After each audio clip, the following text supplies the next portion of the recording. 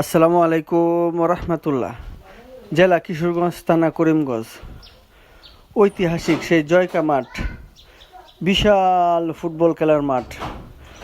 এই আজকে ফাইনাল খেলাকে ঘিরে অনুষ্ঠানের কোনো কমতি নেই। এই খেলার আয়োজন করার জন্য অনেক পরিশ্রম করতেছে জয়কাবাসীরা, বা মাঠের চারপাশে দর্শক খেলা উপভোগ করতে পারে। মাঠের চারপাশটা পরিষ্কার রাখতেছে, মাঠের বিভিন্ন ধরনের উন্নয়নমূলক কাজ করতেছে।